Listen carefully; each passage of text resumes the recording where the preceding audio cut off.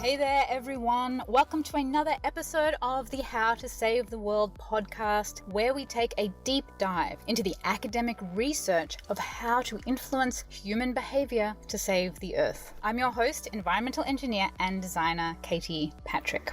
If you work on buildings in any way, like getting people to save energy, green architecture, decarbonization, sustainable cities, or even if you're just keen on learning how to use gamification design for the planet, then this episode is for you. We are going to be chatting with one of the world's most foremost experts in the psychology, the technology, and the design of how to get people to save energy in buildings.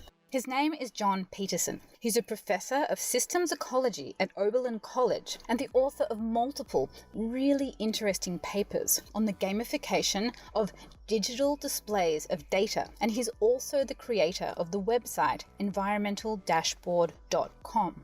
His experiments have gotten up to 56% of a reduction in electricity use, using an interesting combination of digital wall screens, colored lights, a competition, an animated squirrel that shows emotions depending on energy use, and using a different kind of systems thinking approach of showing people's individual impact in the context of their community. He joined our Fitbit for the Planet Hangout, where we got to dive into the detail about how we can design better programs and digital interfaces that drive pro-environmental action. Thank you for joining us today, John. I'm so excited to hear about everything that you research. Well, Katie, thank you so much for inviting me. I have to admit I was not familiar with your work, and I did sort of peruse the stuff you've done, and it's extraordinarily impressive, your work, and has a frightening degree of overlap with my own work in many ways. So that's exciting, and I don't know quite how you found me, but I'm excited to share some of the work we've been doing.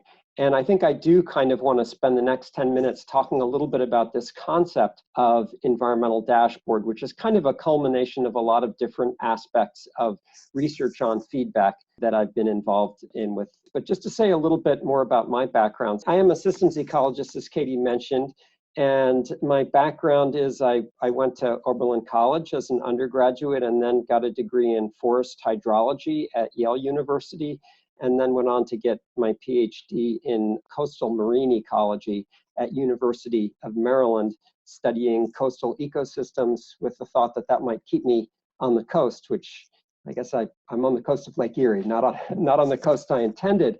But I guess my point is I started off very much as a natural scientist and got interested in feedback in complex systems. But over the last couple decades, my research has really shifted much more towards social science and trying to connect flows of energy with human behavior and seeing if feedback can't be a mechanism for motivating people to conserve resources. Environmental dashboard, like I say, is kind of a culmination of that. It's a technology and an approach that we've been developing for organizations and communities that combines real-time public display of resource use and environmental conditions with kind of the thoughts and actions that that community are engaging in ways that motivate, empower, and celebrate sustainable thought and action.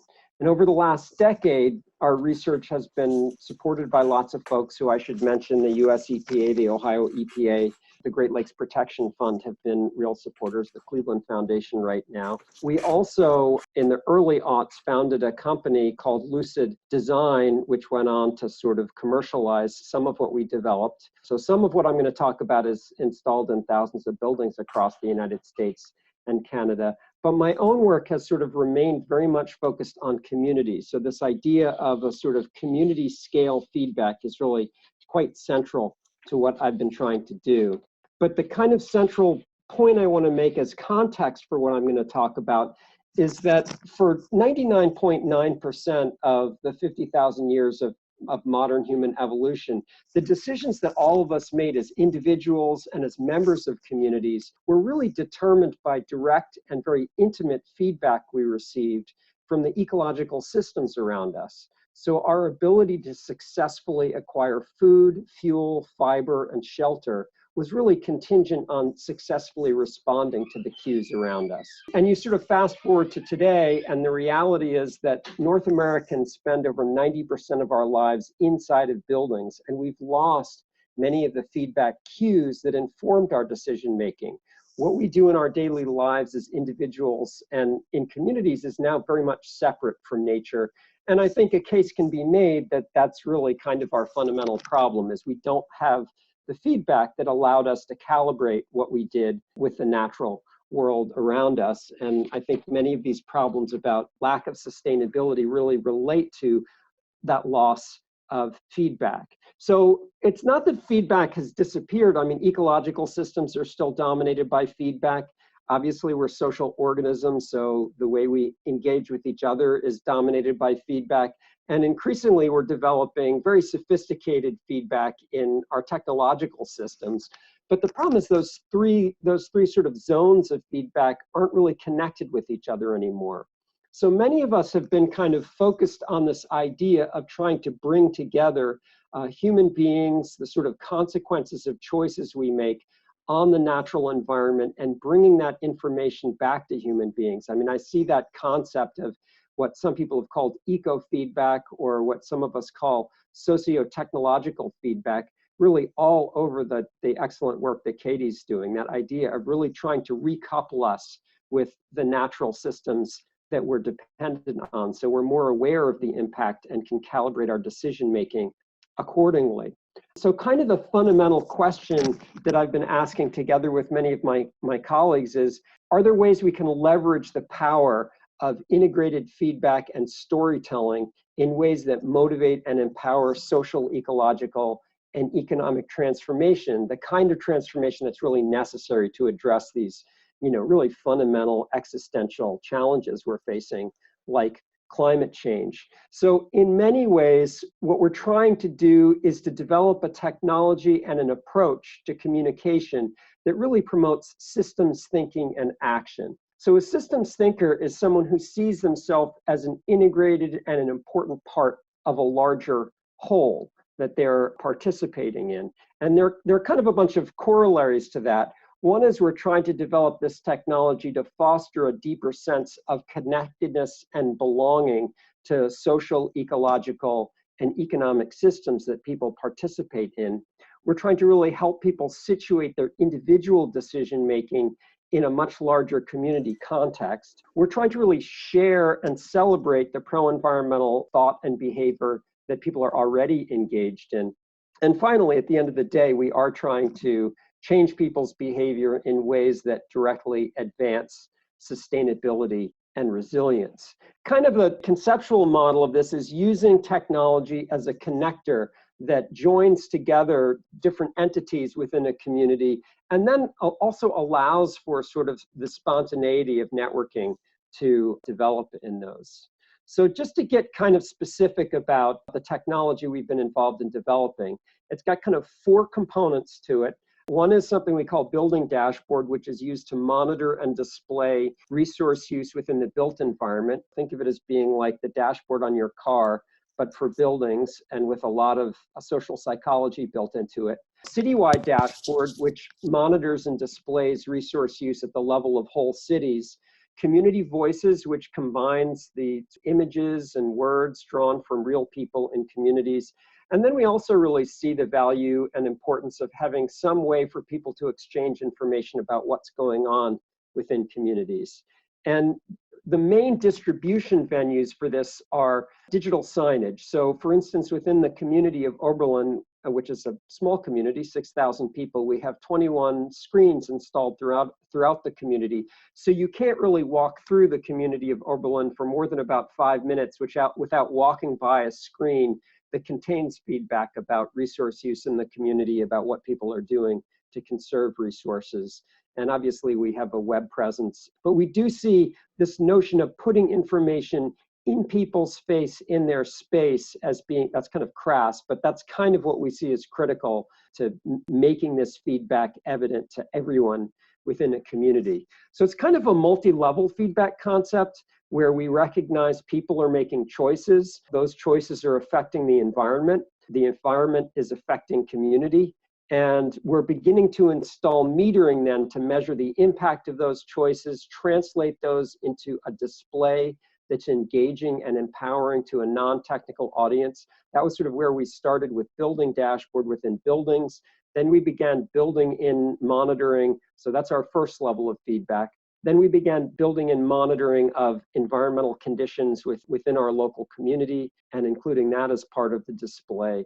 And then finally adding in the sort of choices that people are making as a sort of additional level of display within this. So this, what I have in front of you, is a screenshot video of our building dashboard. Lots of components I could talk about, but I think one of the ones that has been most important and that we've done quite a bit of research on is that character on the right. So that character exhibits different behavior. We call it an empathetic character, and it exhibits different behavior depending on your level of resource use. So it'll basically animate resource flows that have occurred over a time period, and you can see the squirrel's happy, that's Flash the energy squirrel, happy when resource use is low and gets sad when resource use is high. And it has a bunch of different behaviors that it can exhibit, and I could give a whole talk on Flash. And we've done quite a bit of research, some really exciting research in our public schools that kind of demonstrates we've kind of rewired our kids. When energy use is high in our schools, our kids actually feel sad, which is pretty amazing. We've compared it with other public schools where there's like no emotional response whatsoever. And the character, again, I could talk about the character quite a bit, but it has lots of different behaviors and storytelling modes it can go into, but it goes into all sorts of different behaviors that are about things that one can do to conserve resources. So you're seeing various pro-environmental behavior here, and then the squirrel's going to be really excited about that. So that's one level of feedback. The other technology that we've been working really hard on and beginning to develop for other communities is called Citywide Dashboard. So this is an animated display of resource use. It kind of addresses the fact that most people have no idea where their electricity is coming from, where their water's coming from, what happens when they flush the toilet. They really are not aware of how their actions within their workplace or within their home are affecting the larger community that they're part of. So we've kind of tried to translate a community into a cartoon of a community and then animate that community with resource flows. So this is an example of one of the visualizations you'd see on screens within Oberlin. Again, it's sort of showing where your water's coming from, where your electricity is coming from, the sort of dominant businesses and organizations within a community, green spaces. The gauges on the right are real-time displays of total community resource use. So we have tapped into our local power plant, into our water treatment facility. We have gauges within the river system, and all of those can be displayed, and the character will deliver different messages depending on current levels of resource consumption or environmental conditions within the community. So you're seeing electrons flowing down power lines. The rate at which those electrons go down the power lines is directly proportional to electricity use. And you can see there's a CO2 emission gauge. So I actually very much agree with Katie's point that I think people are actually oftentimes more motivated by CO2 than they are by kilowatt hours or dollars. I think that actually we've studied that, it's true. So we have another character, a fish character, walleye, which again exhibits different behavior depending on your level of water use within communities. Again, you can see the water flowing through the community, and those water flows are proportional to the actual rates of water consumption within our city. There's also stuff on water quality we have monitoring equipment installed in our local river system, so people begin to develop that connection. This third component that I'll mention is a combination of images and words drawn from community members, several different categories of content. And again, this is really to sort of try to build social norms around pro-environmental and pro-community behavior. So we have hundreds and hundreds of different images and combinations of images and words that we use to sort of feature the positive work that people are already doing in the community, trying to essentially ratchet up social norms so that people feel like, hey, this is what our community does. That was wonderful, John. Thank you for explaining it. So one question I like to start everybody on, you may have already explained it, but I love to hear people explain it in their own words, is What is the problem with the world when all this stuff is missing? I personally feel in the environmental movement, I've been in sustainability for 20 years, and I have not seen feedback loops and real-time data being at the forefront of sustainability thinking in all this time. I had to kind of figure it out on my own. Looking at kind of like Fitbits and other models of what people were doing in Silicon Valley and kind of like coming back and finding it. How is the environmental movement and people and anyone trying to create change hamstrung when they're not taking feedback loops and data design and how that links into social norms and behavioral psychology? What's the problem when that's a dark abyss that people don't understand?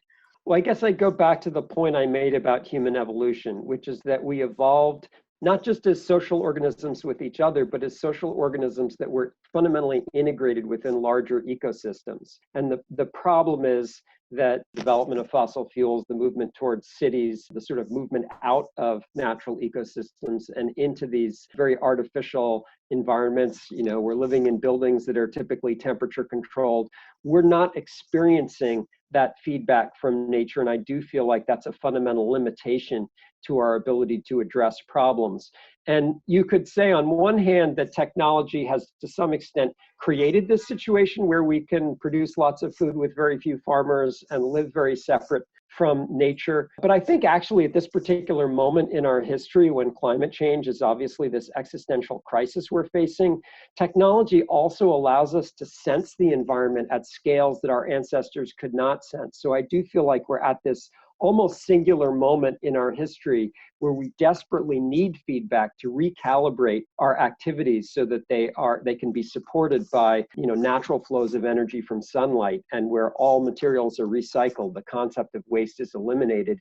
And I feel like technology actually provides us with the capacity to sense global scale change in a way that obviously our ancestors probably didn't need to worry about, but we really absolutely do need to worry about. And do you feel that the environmental and the practical sustainability movement needs to start taking the technology of sensing this data a lot more seriously?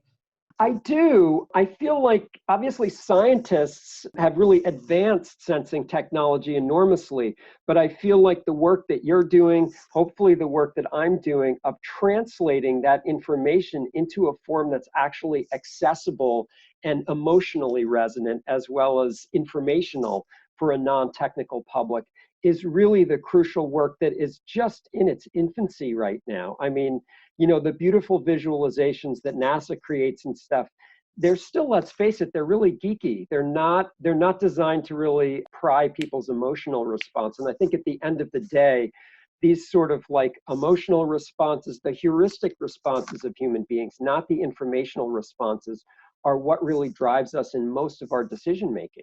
One of the first things you said is the focus on the animal, right? I have all these designs for this next generation of energy lollipop we're going to use, and I've put an animal in all of it. And I have a 4-year-old girl, and she has like 30 different iPhone games on her phone, like every game you can get, she's downloaded. And one thing I notice is that they often have like an egg and an animal that like hatches, like something about kids and eggs hatching. They're crazy about it. So I designed this egg hatching into it, and I'm like, people are going to love it. People are going to love the egg. They have to turn the energy down to get the egg to hatch. I'm like, if my 2-year-old loves it, or 3-year-old. But then I found in one of the references of your studies, it talked about this mechanical cat. And it said that the mechanical cat got better results than just showing feedback, which is basically numbers. And you've got your animal there. You said you can keep talking about the animal. I mean, I just think it's super fun. People are talking about all this serious stuff like policy and how to show numbers. How can we use basically cute animals? Empathetic character gauges is what we call them. Like, they're designed to promote empathy, right? That's actually their function, is to sort of bypass the, higher level of sort of logical thought and hit straight on the emotional thinking. But I think there's actually a few reasons why animals are good. One thing is, obviously, they're kind of an analog for children. We're choosing to design organisms that have really big eyes. And so I think they stir the same emotions of sort of wanting to care for something that needs to be cared for. But we've actually found a really important secondary value of using animals, which is that as soon as you start using people or people characters, you get into issues of what particular race are you representing or what particular gender are you representing. And the animals actually allow you to sort of bypass that whole issue because everyone can sort of identify with a cuddly, furry animal. Whereas as soon as you start showing actual images of human beings, you get into these issues of who are you representing and who are you not representing. So they've got this whole other value that we've kind of discovered. Well, I think also you can have people choose their own races and genders and all of that, but that's a much harder thing to build in. And I think we do have a unique empathy for animals that maybe we don't have for people. Like not everyone likes children. Not even people like people, but we all kind of like animals. We've got a question here from Pundrik. What's your advice on how would people go about getting owners of the utilities and buildings to install these sensors and essentially sign up to the program? Yeah, well, that's partly why we founded Lucid Design back in 2004, was to create, we had been working on this stuff for 4 years in Oberlin, and there were a lot of architects coming around saying, hey, we want this in our building, and we'd have to say to them it's just sort of an experimental thing. So we developed this company to make it product for other people. Unfortunately, that company ended up, and it sold a couple of years ago, so I don't have anything to do with it anymore. We still need to make it more cost effective, frankly. Lucid's product is very expensive right now to install in buildings. And I just started a new company in May of last year called Community Hub that we're trying to create something that's more affordable and also that has more of an emphasis. Lucid ended up focusing mostly on the commercial real estate market in the end. Right. And I really want a community-based technology that is affordable to communities. So at this point, we're redeveloping a lot of the software for doing that. So we have some clients in Cleveland and Toledo, but it's still kind of at a pilot stage right now. But stay tuned. We hope to make it easily accessible and affordable. I mean, there's a huge market of people selling these type of softwares to utilities and to building managers. I mean, I haven't done that job myself. I'm sort of but I'm around that community, and it's a very established industry. They're putting up RFPs for consultants and technology companies to work with utilities. John Kelly's got a question. So do animals also solve the problem of lag in the system? I'm suggesting that they do because people will hang out longer watching an animal than a delayed moving needle. That's a really interesting point. I appreciated the real-timeness of your Oberlin systems. I mean, we have sort of basically a minute lag in most of our data. The character, I think, is much more engaging, and we've done some research comparing. Well, we developed a technology called the environmental orb back in 2006, which is installed in all of our dormitories at Oberlin, which glows different colors depending on resource use. And we did an early study where we compared a needle gauge with an orb gauge with an empathetic character gauge. And we actually found that people were less interested in the needle gauge. They liked both the orb gauge and the empathetic character gauge more. They were most interested in the empathetic character gauge. So we've tried a bunch of different comparing sort of ambient feedback technologies with sort of more traditional analogs of a speedometer in a car. People do find these other approaches more interesting than a needle. Yeah, I find I don't really have academic research for my stuff. I only really have the Twitterosphere for how many people click like on what I do. But I do find anything that's circular, that's why we designed the lollipop as a circle with a color. People seem to really love that look. And it kind of looks like a lollipop versus other types of design. I found that to be the most popular of all the stuff I've put out there. My next question is, one of the studies that you sent me about the competitions, energy saving competitions in college campuses got an enormous amount of energy saving. The highest got 56%, with the average being 32%. So just to put this into context for everybody, energy saving efforts from utilities and organizations tend to be, and even the technology tends to be around the maybe 3 to 10%. That's when it's studied. I think in the real world, it's even smaller than that, like 2%. It's tiny, right? So John, how did you get your competition to be so successful, and what can we learn from that to try and get upwards of 50% energy saving from people? That's the most cited paper I've ever published because it was kind of an exciting finding. So for many years, we ran resource reduction competitions at Oberlin and then in the public schools. And then we ran something for a number of years called Campus Conservation Nationals, which occurred on campuses across the United States, in which you had dormitories competing with each other to see who could reduce their electricity and water use by the largest percentage. In the study you're referencing there, that was when we first began to develop real-time feedback. And in that study, we were comparing dorms that had real-time feedback for the competition and those that did not. It was kind of exciting to watch how it transformed student behavior. So there were 2 dorms that had the real-time feedback, and they basically blew everyone else out of the water. There are a bunch of interesting things that didn't end up in that paper. One is that we had these sort of old Macintosh computers that we were using as our displays in those dorms. And in one of those dorms, they started to unplug our display. And we got really angry with them and said, why are you unplugging the display? And they said, well, we've been watching the feedback. We learned how to conserve resources, and we don't want your damn screen sucking down electricity in our dorm anymore. So we had to threaten to that was like hyper successful. The literature on buildings says that basically a maximum of about 50% of your electricity use is actually discretional, and the rest is mostly in mechanical systems that you don't really have control over. But what students were doing in those dorms where they were unplugging vending machines and disabling hallway lights, which got our facilities people very angry with us because we were violating fire code and whatnot. And I had to pretend that I was really upset. But actually, I was incredibly psyched that these students were doing it, because I felt like they'd been going through their lives, walking by these electricity consumption devices and never really noticing it. And suddenly giving them the feedback was almost like putting glasses on. And I know you have this technology on your website that you've described of sort of these glasses that sort of visualize the possible future. But it was kind of like that, I felt like, where students were seeing for the first time energy consumption that they'd just never seen before, and taking these radical measures in response to being able to observe what they'd never seen before. I will say we've never reproduced that level of resource use. I think part of it was the novelty. We did, especially within our K-12 schools, regularly get 30% reductions within competitions, but of course that trails off afterwards at the end. So you get that during like a 2-week competition, and then afterwards it sort of trails off. But one of the things we have documented is it does stay lower for the remainder of the year after the competition. So people have learned things that they continue to exhibit, but they don't continue doing things like disabling hallway lights and unplugging vending machines. But nevertheless, I think for most of those students, they experience this novel understanding of energy and their capacity to control energy that they'd never really experienced before. And I think that was quite a deeply empowering lesson for them. And do you think it was the feedback itself or the comparison between other dorms that was the driver?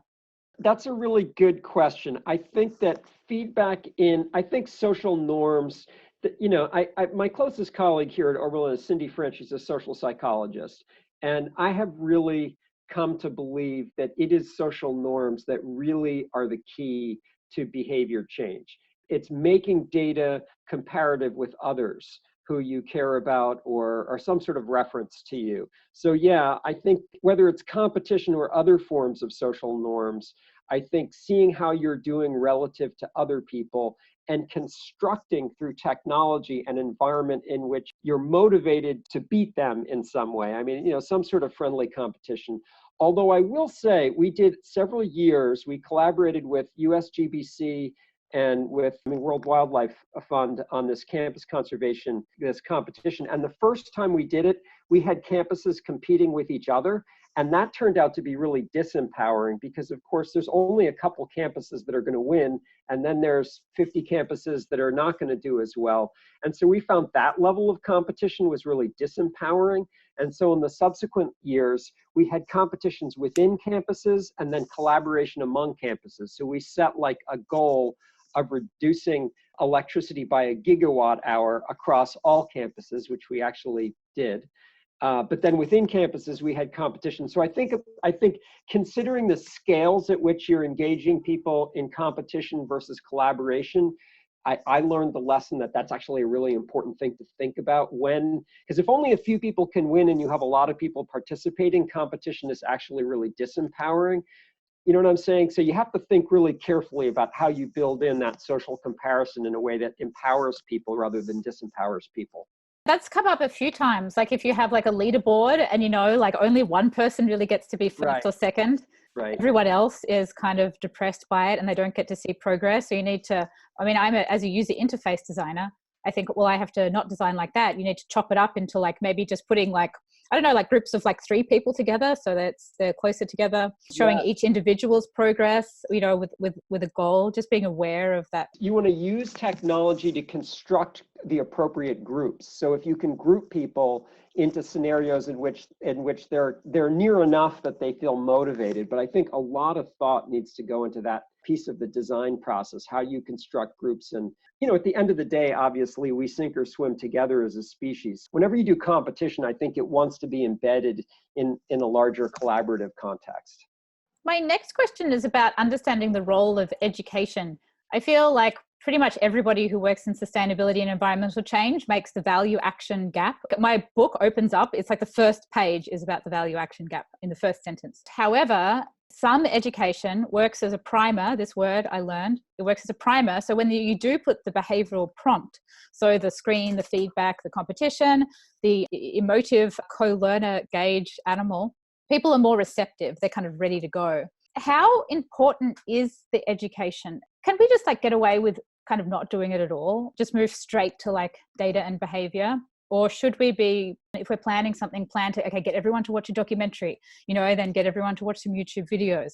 Okay, now they're really psyched. Now we put the intervention in there. Or can we just kind of like let it go and just assume people's ambient environmental education is just enough?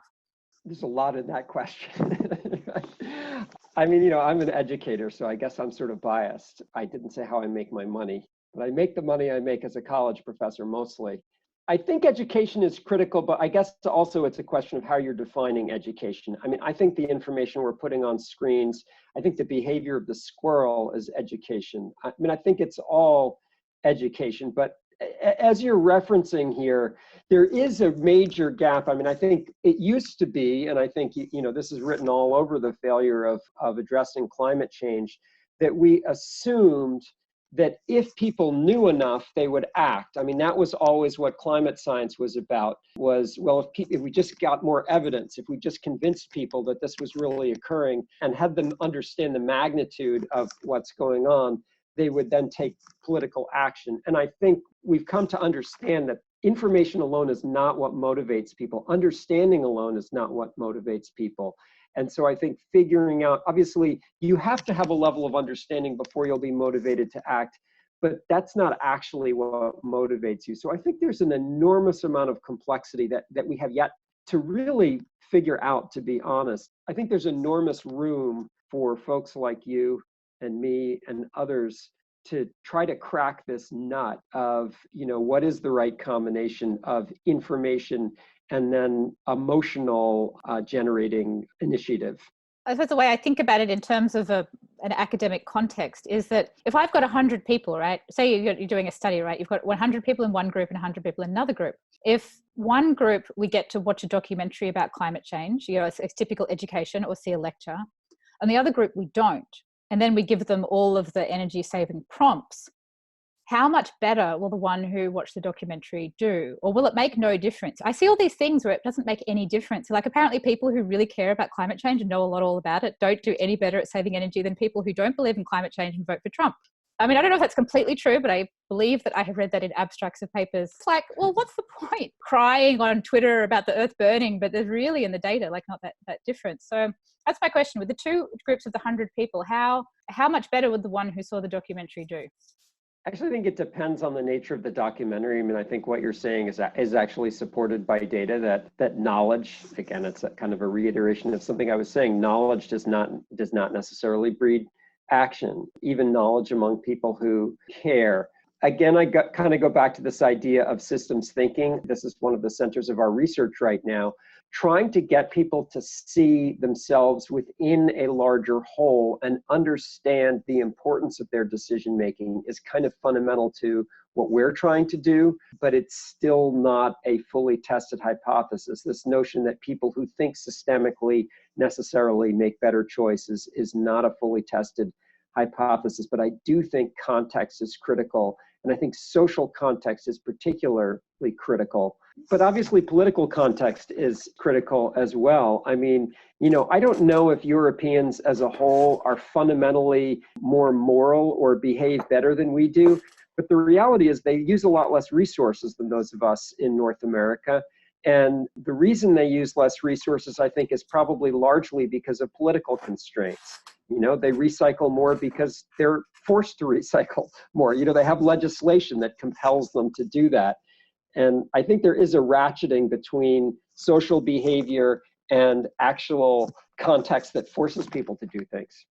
We've got a question from Madeline Wisecup. Would you like to ask your question, Madeline? I worked as a head producer for the Navy's U.S. Energy Security Campaign. And what I found when we would go onto the ships, but when we would go on board the ships, if the CO was super on board with reducing energy conservation and trying to reduce their fuel intake, the whole ship would just get on board. They would all get rallied behind the CO, and they would do really well in the competition, because the Navy at one point was doing that. If the CO couldn't give a rat's blank about energy conservation, didn't, make it a priority, nobody on the ship made it a priority. So they got me thinking, like, how do you get people to care? And that's one of the reasons I had reached out to Katie, because I really love what she's doing. How do you get a huge group? And, we were working for the Navy at this point, talking about pilots or talking about Marines who are using fuel, for their livelihoods. So how do you get people like that to care to make a change? I think that's just a powerful example of using social norms. The more you can use an example. John?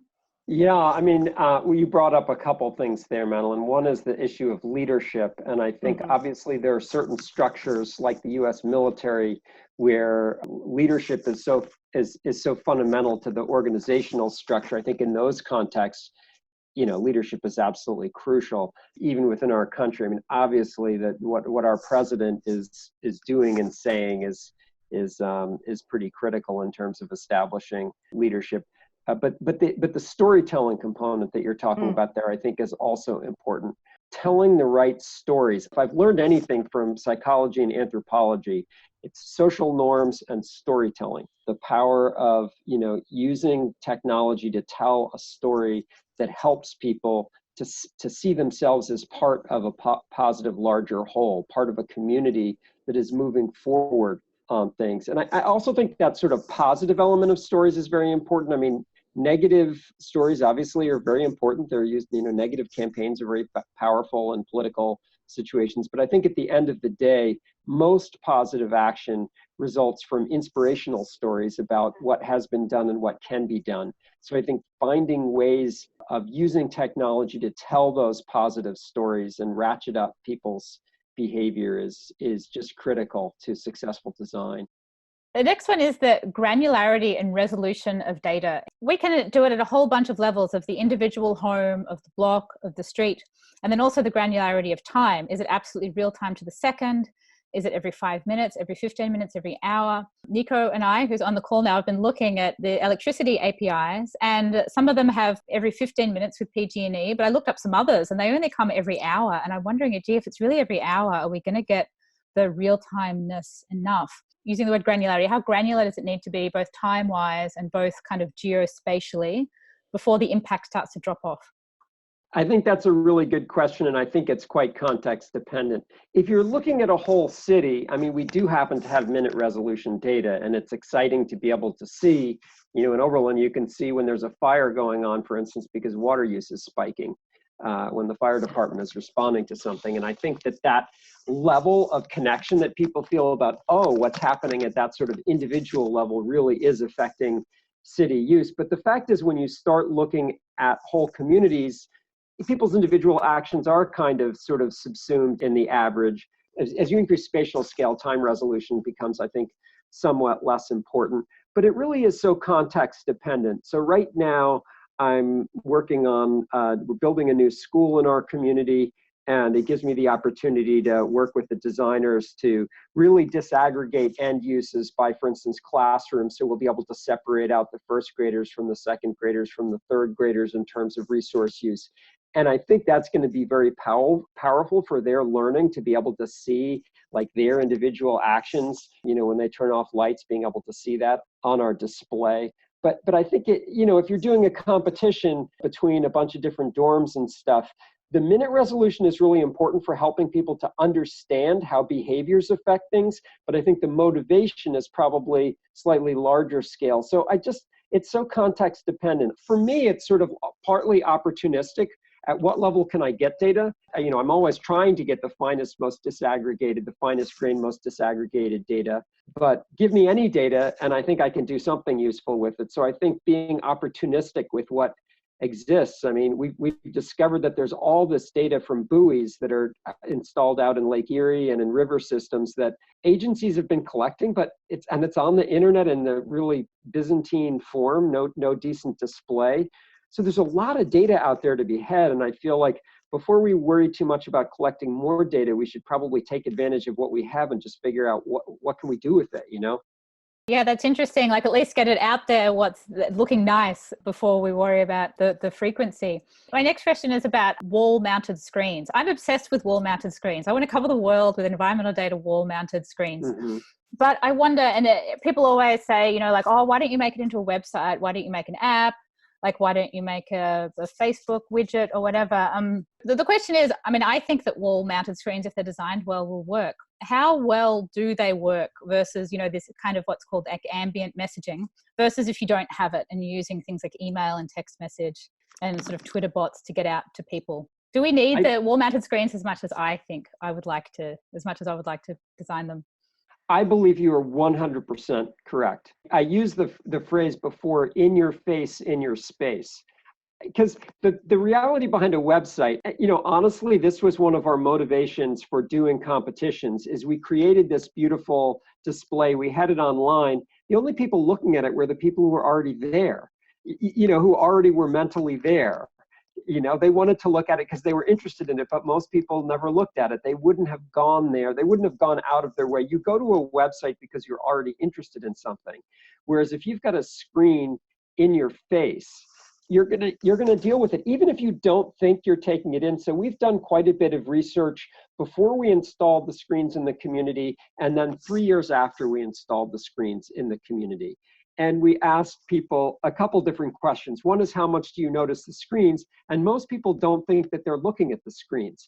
But then you measure things like, how aware are you of where your electricity comes from or your water comes from? And that went way up as a result of having the screen. So they don't know they're getting the information, but they are getting the information. You ask them questions about the kind of content we have on Community Voices, like, are kids moving us forward on the environment? Before the screens are there, it's lower than after the screens.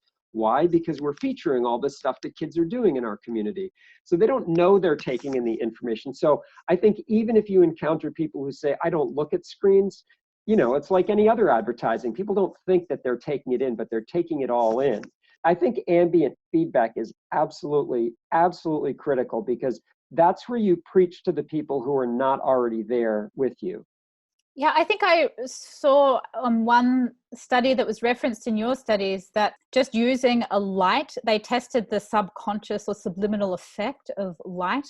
That even if the light was just sort of, I can't remember it exactly, but it was like responding to something. But then they did another thing where they tested an emoji.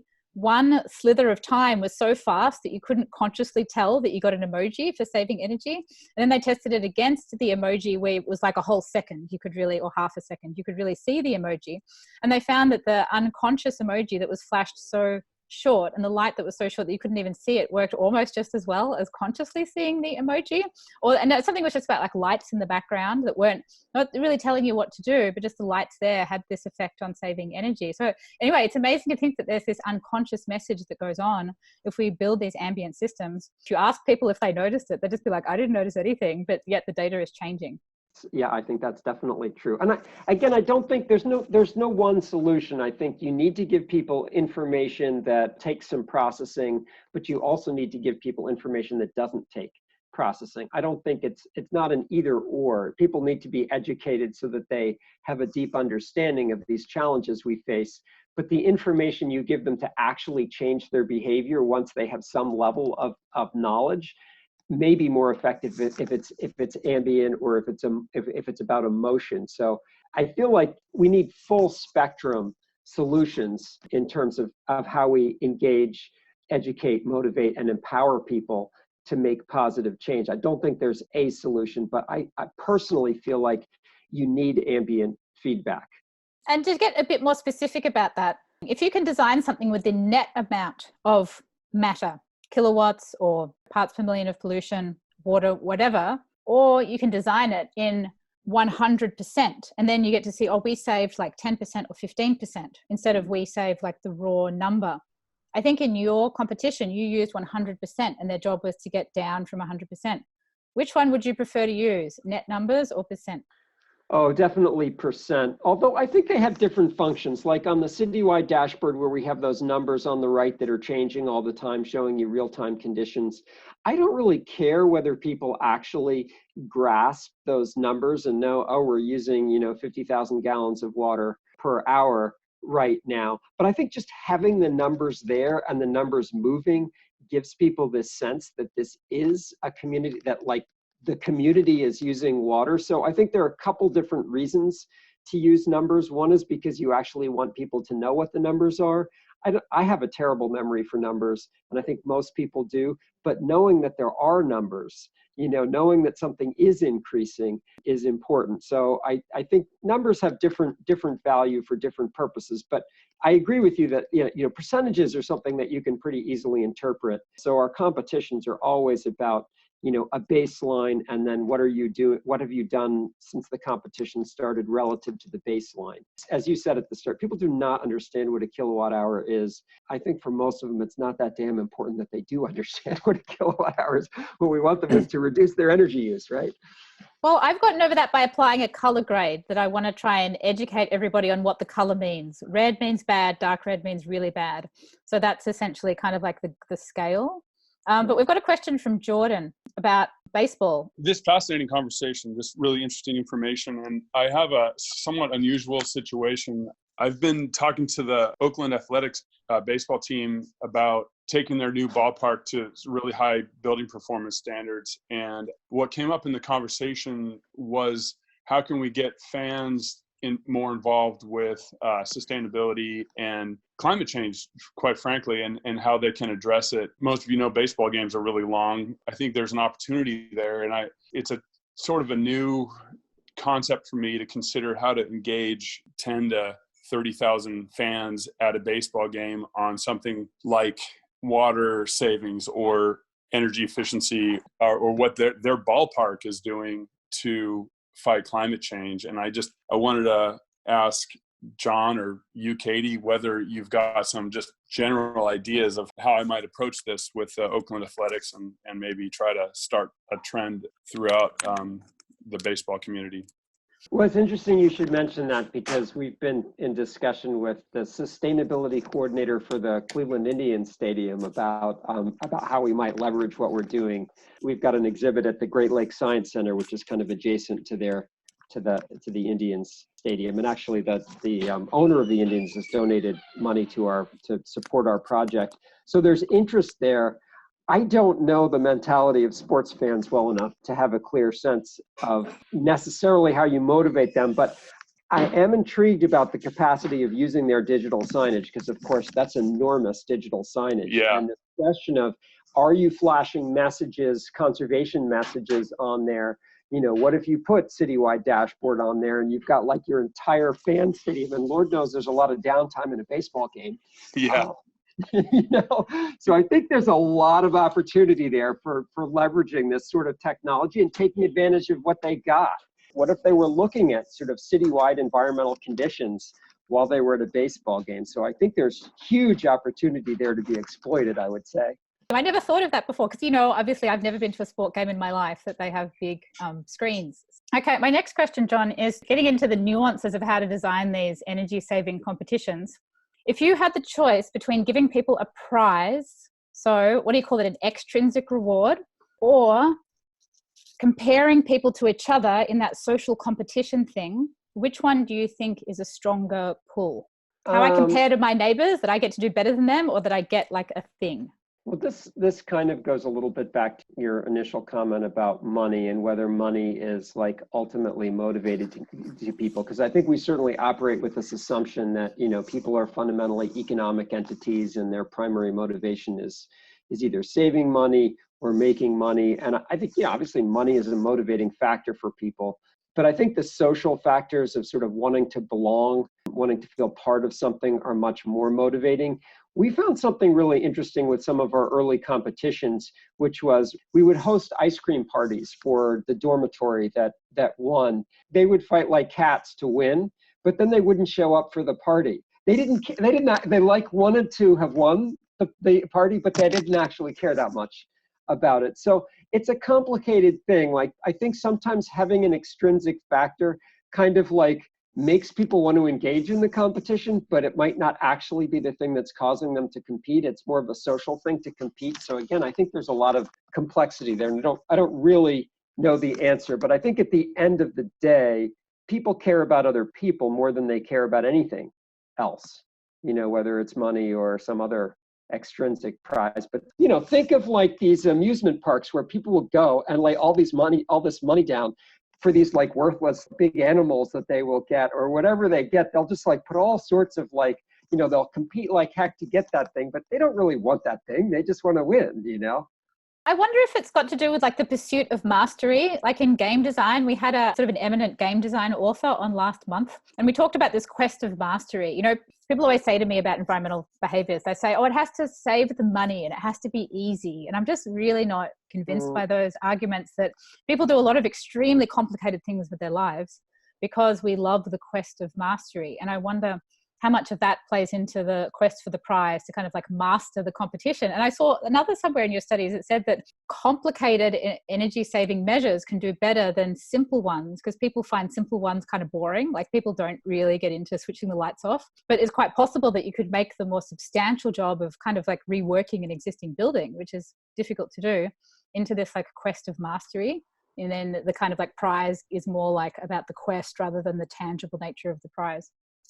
I think one of the great failures of the environmental movement as a whole has been this sort of operating assumption that environmental actions need to be simple and easy in order to motivate people to do things. The sort of, many 101 simple things you can do to save the environment. First of all, I think they're totally miscalibrated to the scale of the challenge. But secondly, I think that's not motivating for people. The analogies we want to use are more along the lines of Kennedy's speech about why do we go to the moon, or Churchill's speeches about, motivating the English people to fight in World War II. That's the scale of the problem, and I think people will rise to the level. If you tell people you can do 5 simple things and save the environment, maybe they'll do those 5 simple things. But that's what they'll do then. I think we give people this false idea that solving our environmental problems can be easy. That's not true. It's actually going to be a lot of work, but it could be really gratifying work. It could make all of us happier people if we eliminated the consumer society. I think that the consumer society itself sort of pushes us towards thinking, well, it's all about the nature of us as consumers, as opposed to these sort of larger engaging meaningfully with community, which is, I think, ultimately what we need to sort of move our technologies to do, to get people to recognize community, as opposed to simply saying, well, I'm going to buy some different stuff and everything's going to be okay. I think there's something really big in that pursuit of grand challenges and mastery that really hasn't been tapped into in the environmental movement as much as it can be. I've got a friend called Tito who works on carbon engineering, carbon tech, whatever they call it now. We live in this Silicon Valley startup community. It's not hard to argue that Silicon Valley and the Bay Area is a magnet for the highest technical IQ people in the world. I mean, they're everywhere. Programmers, people with PhDs in every type of machine learning, whatever. And I don't feel that vast community, and I've been living in this community for 7 years now, is really following the epic challenge of re-engineering the sustainability, the kind of earth cybernetic ecology re-engineering of the planet, and are focused on often, or what I perceive to be, sometimes they're interesting problems, but often very uninteresting problems, like little widgets in websites, or like my friends putting like spit in a capsule and sending it to the moon just in case aliens in the future want to kind of get some DNA. And I'm just like, it's like very, very smart, accomplished guy doing something that I think is completely silly. Yeah, by trying to always like dumb down sustainability, we're not tapping into, or of the fear mongering as well, we're not tapping into the epic quest. And not everyone is super technically capable, but a lot of people are. And I don't think they're really tapping into that, that pursuit of mastery instead of pursuit of like 5 green things you could do today, Yeah, I agree with that. One of the things you also mentioned in the study was a commitment widget, which I think is really interesting, going into the concept of pledges, just asking people for a promise. I think it is this completely gold mine of easy low-hanging fruit behavior that nobody's doing. So can you just explain a little bit what the commitment widget was and how you did it, and how could we build them? Can we all build commitment widgets? Well, one of the basic principles of social psychology is that people are much more likely to do something if they've made a commitment, and even more so if they make a public commitment to that thing. So if you generate a mechanism by which people can commit and publicly commit, that's a very powerful way of motivating behavior change. So I think it's another sort of thing we should think about building into our design. It's actually one of our strategies behind Community Voices, is that we interview a lot of different people in a lot of different contexts in our community. And many times they'll start the interview by saying, well, I'm not really an environmentalist. And then you'll talk with them for 5 minutes and discover that there are 6 or 7 things they're doing in their life which are very pro-environmental. And then you feature that content. And by sort of featuring what they've mentioned, it sort of reinforces their identity as someone who actually is an environmentalist, even though they didn't come into it with that. And in some ways, it's a kind of a commitment where you sort of learn what people are doing, share what they're doing that's positive, and that reinforces their identity as that positive thing being part of who they are, and then they will sort of up and leverage that further. So I think there are a bunch of different contexts in which you can essentially get people who might not even see themselves as being in a position to commit to essentially commit to doing something, either by identifying what they're already doing or by saying, I will do this.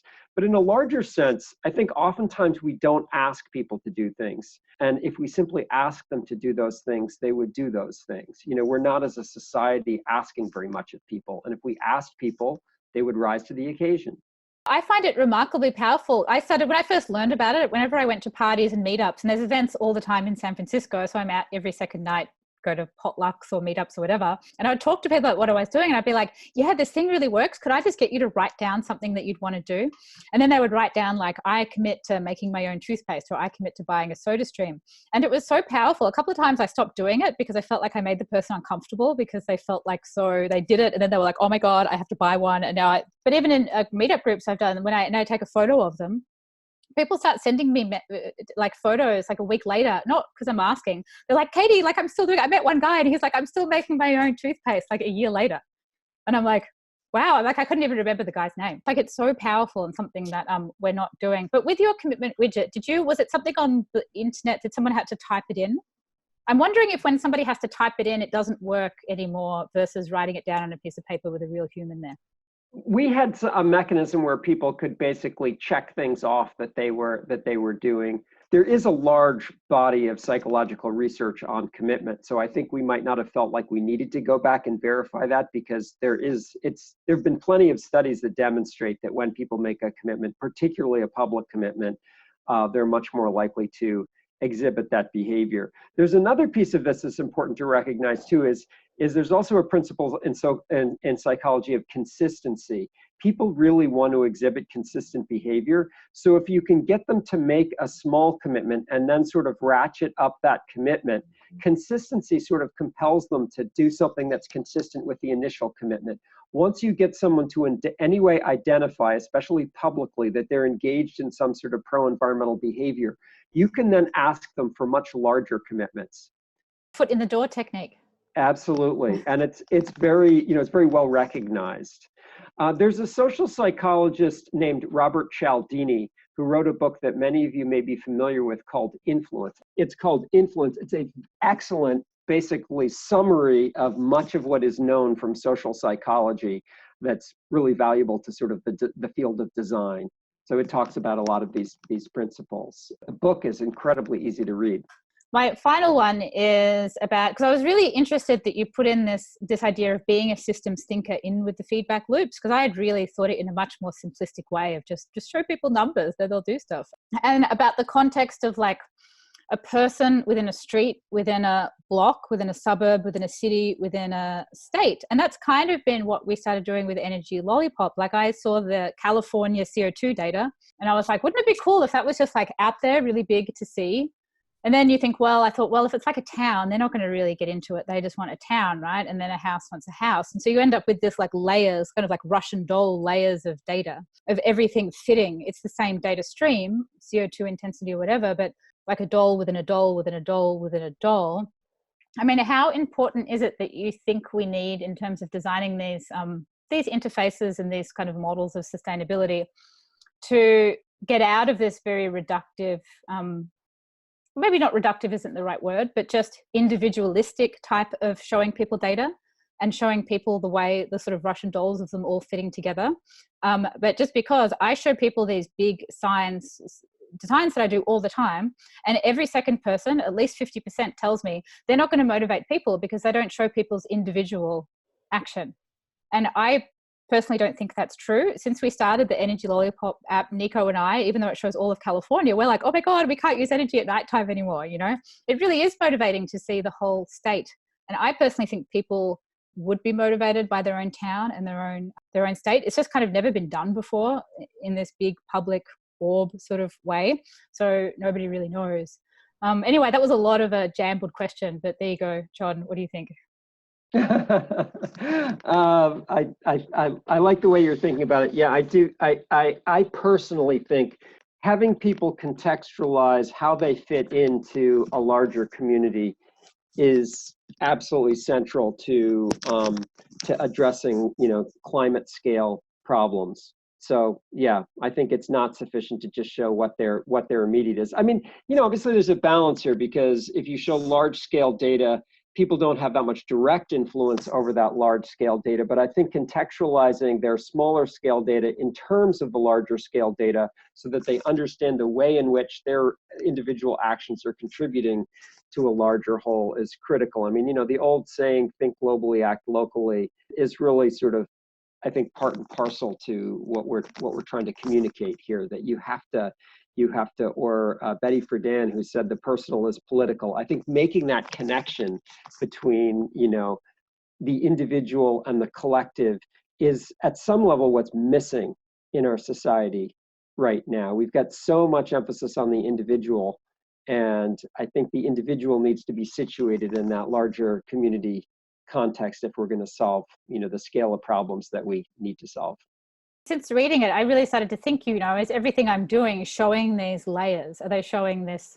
I can't think of anything. Someone mentioned on Twitter that it was like Inception, that movie about the dream within a dream within a dream. It's like, yeah, of better ways to show that and better ways to connect that thread between the individual and the kind of big and all the different layers underneath. Thanks so much, John. We should catch up another time and chat about all this stuff. Yes, I'd love to do that. All right, thanks so much, John. Thanks so much for taking the time to be here with us. Everyone, take care. Bye. What a fascinating and awesome episode. This type of design really is in its infancy, and it's a really, really exciting place to work in. I was so excited to interview John because we're using all of these design techniques in Energy Lollipop.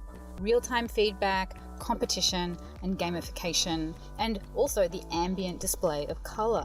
You can follow John's work at environmentaldashboard.com and Google John Peterson, Oberlin College if you want to get his contact details from the university page. And please check out the blog article and the Instagram video I made that summarizes this episode. If you haven't already, install the Energy Lollipop Chrome extension that shows you the real-time carbon emissions data of the California grid. You can just type in Energy Lollipop Chrome extension into Google, and it's just a one click to install it. You can also sign up to our website at energylollipop.com. We're also getting a round-shaped public outdoor light that will be ready soon. So have a look at the Instagram page. It's just at Energy Lollipop. There's a video of it there. And send me a message if you'd like to pilot one in your city. I'll be touring it around once it arrives.